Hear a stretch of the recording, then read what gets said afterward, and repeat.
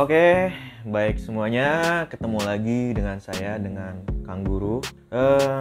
Pada video sebelumnya, teman-teman sudah menonton video tentang pembuatan termometer sederhana. Nah, pada video kali ini ada agak sedikit berlanjut dengan video sebelumnya. Kalau sebelumnya saya sudah membuat termometer dengan bahan-bahan yang simple, konsep yang simple, supaya mudah dimengerti oleh anak didik kita. Sekarang saya ingin lebih advance lagi ya, ingin membahas tentang sebuah isu yang saat ini tuh justru malah menjadi perbincangan gitu bagi para ilmuwan dan bahkan petinggi-petinggi global. Isu apakah itu? Yaitu tentang pemanasan global. Nah, apa kaitannya pemanasan global dengan alat atau termometer yang sudah saya buat kemarin?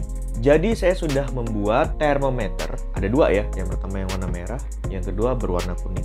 Jadi saya membuat dua seperti ini juga bukan berarti nggak ada tujuannya. Ada, yaitu tujuannya adalah berusaha menjelaskan tentang pemanasan global. Loh, bagaimana caranya? Oke, sekarang kita kupas satu-satu.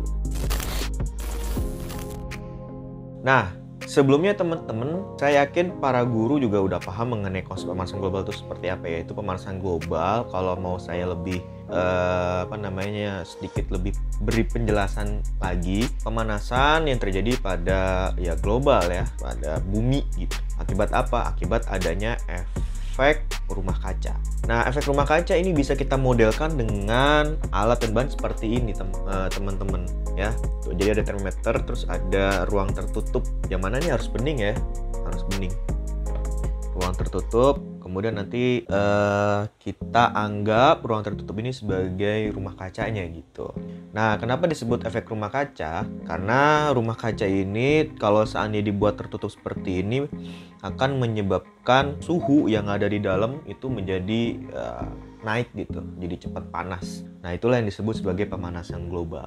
Bumi juga bisa panas seperti itu karena di atmosfer tertutupi oleh gas-gas yang menyebabkan adanya penyerapan radiasi matahari yang berlebihan, sehingga permukaan bumi menjadi pemanasan global. Seperti itu kira-kira penjelasannya. Mungkin teman-teman bisa menjelaskan lebih detail lagi dari saya.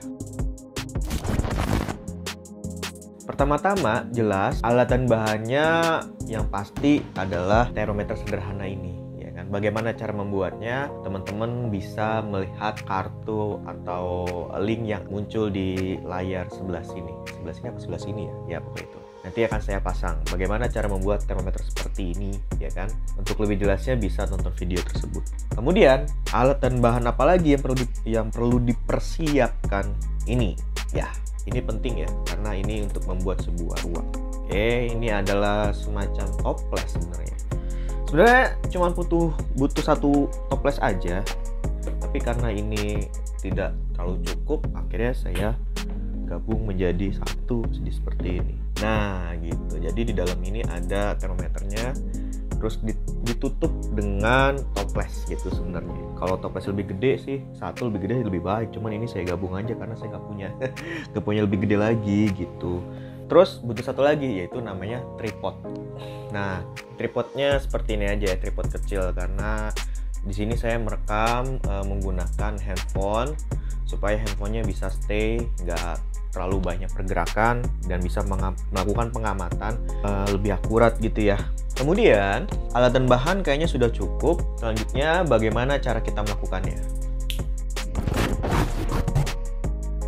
Nah, cara melakukannya bagaimana? Jadi, di sini saya berusaha membandingkan termometer yang ada di dalam hal ini model rumah kaca ya, saya sebutnya model rumah kaca, dibandingkan kemudian saya rekam gitu ya. Dan proses perekaman ini harus berada di bawah sinar matahari supaya sinar matahari yang mereka serap antara termometer yang warna merah dengan termometer yang warna kuning itu homogen atau setara atau sama lah, identik gitu.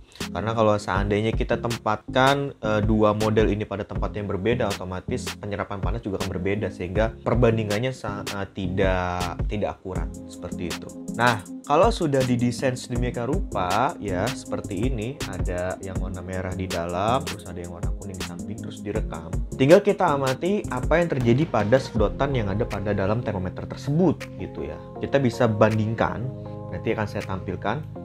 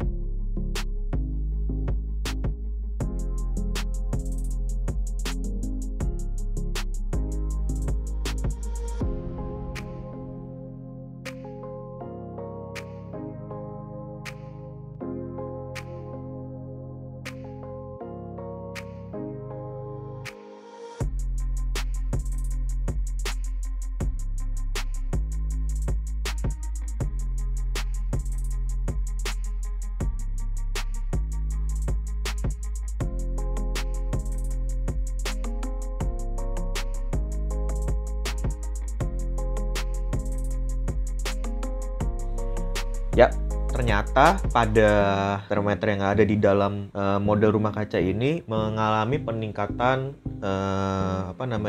volume air yang ada di dalam sedot itu lebih cepat dibandingkan dengan yang warna kuning. Jadi di sini cukup jelas ya, ternyata memang konsep pemanasan global itu benar-benar nyata gitu loh. Karena dibuat model seperti ini saja sudah menunjukkan bahwa memang ternyata bisa terjadi pemanasan yang cepat gitu di dalam ruang toples ini gitu. Nah, ini model seperti ini bisa kita anggap sebagai bumi, ruang ini adalah atmosfernya gitu. Atmosfer yang melingkupi yang terdiri dari gas-gas rumah kaca. Nah, gas-gas rumah kaca itu apa? Itu macam-macam ya. Ada sejauh ini yang paling banyak yang sejauh saya tahu itu adalah kadar karbon dioksida yang paling rentan menyebabkan pemanasan global gitu. Nah, jadi seperti itu teman-teman. Termometer yang ada di dalam toples itu mengalami proses kenaikan suhu yang lebih cepat dibandingkan dengan yang warna kuning. Nah, sekarang saya mau coba bandingkan proses ini dengan kondisi yang kedua. Kondisi kedua itu apa? Kondisi kedua adalah ketika saya memberikan gas karbon dioksida di dalam ruangan dalam toples ini gitu, dengan cara membakar sedikit tisu lalu saya masukkan. Nah, setelah saya bandingkan, ternyata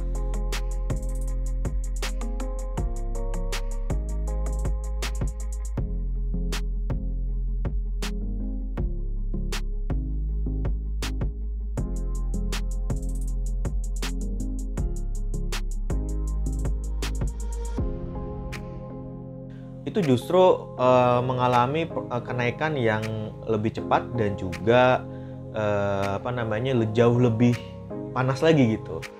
Jadi di sini percobaan kecil ini cukup jelas ya, ternyata bisa menunjukkan bahwa kontribusi karbon dioksida itu benar-benar nyata dalam menyebabkan pemanasan global gitu.